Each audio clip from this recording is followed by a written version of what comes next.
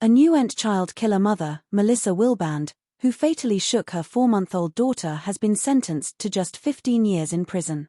Melissa Wilband, 28, was convicted by a jury of the manslaughter of Lexi Wilband, who fell at their residence in Newent, Gloucestershire, in April 2020. Bristol Crown Court was informed that testing indicated Lexi's death resulted from bleeding on her brain, possibly due to intense shaking, both lately and on at least one prior occasion. Lexi Wilband passed away at Bristol Children's Hospital on April 18, with a nurse grasping her hand, 6 days following her fall. Melissa Wilband's ex-partner, Jack Wheeler, 31, was exonerated of the charges related to Lexi's death. Mr. Jack Wheeler was additionally charged with Lexi's manslaughter. However, this accusation was formally retracted during the trial when prosecutors presented no evidence against him.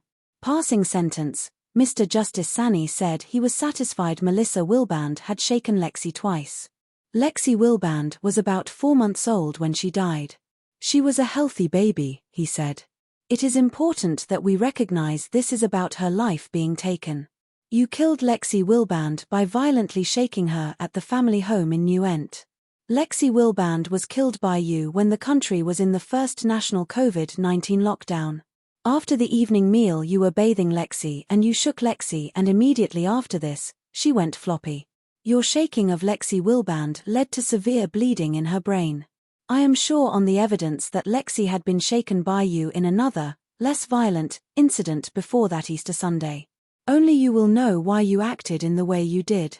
It is hard to imagine the pain that Lexi Wilband must have suffered both from the past violence and the violence that led to her death. She would have cried out in anguish. During the trial, jurors were told that Melissa Wilband and Mr. Jack Wheeler were in a relationship for about 3 years, but Lexi Wilband was conceived with another man in early 2019. However, Melissa Wilband told Mr. Jack Wheeler, of Ledbury, Herefordshire, that he was the baby's biological father and presented him with a fake DNA certificate that claimed he was 100% the father of her then unborn child. A genuine DNA test after Lexi Wilband's birth in November 2019 confirmed that Mr. Wheeler was not biologically related to her, but he remained with Melissa Wilband and brought up Lexi Wilband as if she were his own child. Jurors heard how Melissa Wilband, who had a volatile relationship with Mr. Jack Wheeler, took cocaine just 6 days after Lexi Wilband was born. On April 12, 2020, Melissa Wilband made a 111 call from the new-built council house where she lived with Mr. Jack Wheeler and Lexi Wilband. She claimed Lexi Wilband had stopped breathing while in her bouncer chair.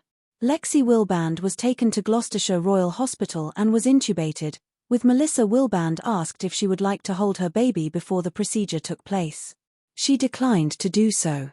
The infant was then transferred to Bristol Children's Hospital, where Melissa Wilband told medics that Mr. Jack Wheeler had been carrying Lexi Wilband in her bouncer chair and was swinging it. A decision was made to switch off Lexi Wilband's ventilator on April 17, following the results of an MRI scan. Jurors were told that Melissa Wilband spent 3 hours with Lexi Wilband that evening before leaving to go to sleep in a different part of the hospital.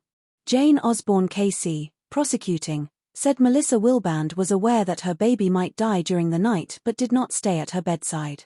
A staff nurse held Lexi Wilband's hand through the night and remained with her, Ms. Osborne said. On the morning of April 18, Lexi seemed to have longer pauses in her breathing.